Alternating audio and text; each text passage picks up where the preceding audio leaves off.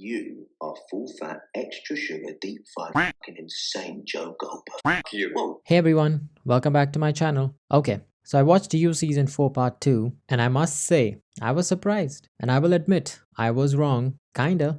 What a way to turn the show around and really lean into the darkness. Before I get into it, if you like my content, please subscribe. It really helps out the channel and the self-confidence. Thank you. This isn't a spoiler-free video, so be advised. Now on to my spoiler-filled, unsolicited thoughts on You. After I ran my mouth in my previous video about part 1, check it out if you want to see why and how I was wrong, link in the top corner and description. It was only a matter of time until I made a video about part 2. And I must say, I was wrong. Well, most of it. Let's not get crazy here. I walked out of season 4 feeling a little better than I started the season. And that's saying something. It's not better than the first one, but it's up there. I would say this ending outdid the endings of season 2 and season 3.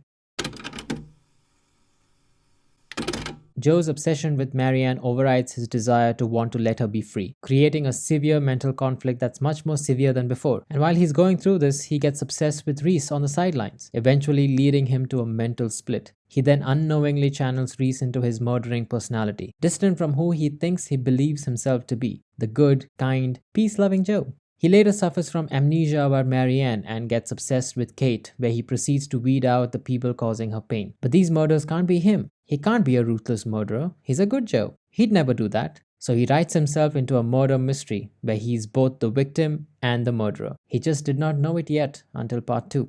Whew, that was a roller coaster. And looking back, I did find it odd when Nadia said, "First suspect is usually the second victim." And that's how it played out. In actuality, a series like You isn't an Agatha Christie novel.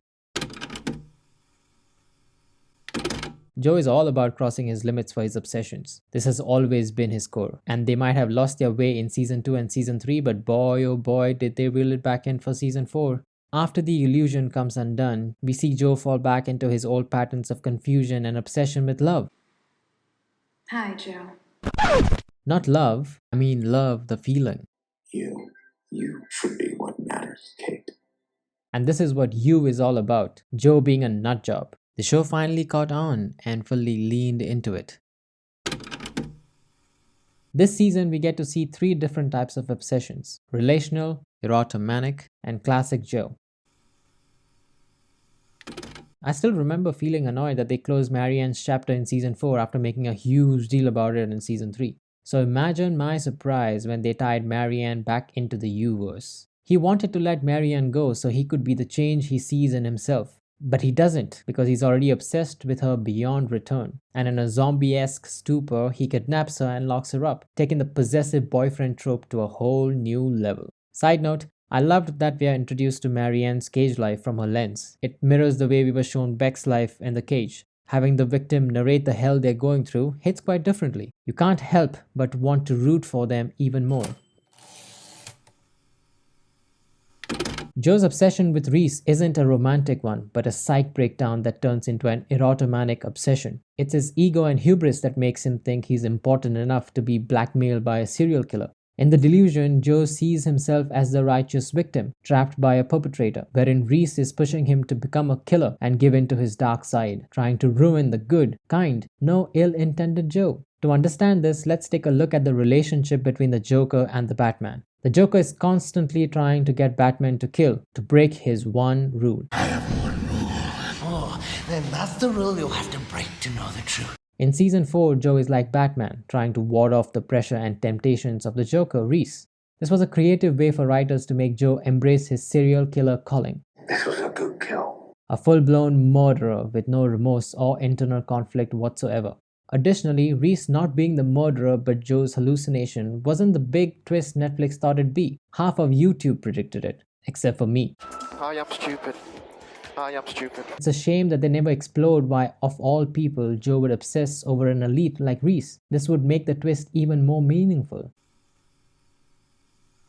Now on to Kate, his third and most boring obsession. I still feel the same about her as I did in my last video. She still isn't a compelling character for me. I'm sorry. And additionally, at the end of the day, she becomes a different version of her father, who she despised. I know some people might come for me in the comments, but these are my opinions, so you're welcome to express yours in the comment section. Please be civil about it though. Joe's going back to his roots of stalking and murdering for his love, Kate. So there isn't much here, just good old season 1 Joe, but on LSD. Joe hallucinating all his murdered lovers was well edited. I liked it visually, though I don't really see why it was needed. Maybe a little fan service, because most of his severe tipping points happen either before or after his hallucination. Also, where was Candace? Why wasn't she here? Is it because he wasn't the one to kill her? I mean, Joe did try to kill her. Is there no guilt there? They had time for Gemma. Bloody Gemma. Hashtag Candace deserved better. When Nadia tries to call the cops, which was the right thing to do, Marianne stops her. Girl, why? You don't know why and how he got away previously. You're in a cage, take the chance. It would end Joe right there and probably the show. Now it makes sense why. Also, why is Kate so chill with Joe killing Reese? What's up with that? Are they trying to make her the book version of love? The thing that Joe said to Phoebe, we never hear of it, which was so annoying. What you said to me the other night. What the hell did I say? What the fuck did Joe say to her? Netflix split the season into 2 parts. On the surface, it might seem genius to create suspense and subvert expectations, but look a little deeper and you find that it was not. It seemed like there was a conflict in the writer's room about whether to make it a murder mystery or a full-blown psych breakdown. So they went with both. They wanted to Have your cake and eat it too.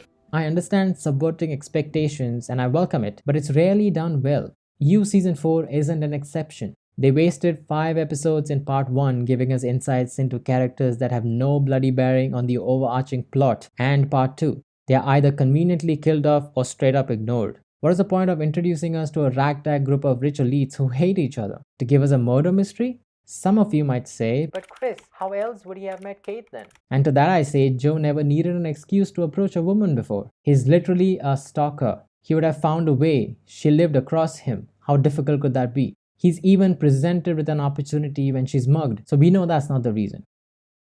There is a lot of fat that Netflix could have cut in order to make this a tight, well-rounded show, with the focus being on a handful of characters. And thus, I stand by my opinions in my part 1 review, and part 2 just solidified that. Overall, I enjoyed the second part of the season much better than the first. It was more grounded to its core characters rather than the ragtag bunch I didn't care for. They reeled it back in with the main focus being on Joe's obsessions, be it women or men, and took it a step further into a multi-layered setup, and it was impressive to watch. Despite that, I'm not uber pumped for the next season, but I will have my eye on it. I know Netflix will make another one. If you are still watching this video, I thank you for your patience. Leave a like if you liked my video, subscribe if you would like to see more of me, and leave a comment if you would like to express your opinions. And I will see you all in the next one. Bye-bye. What the fuck is happening to me? You're going through it.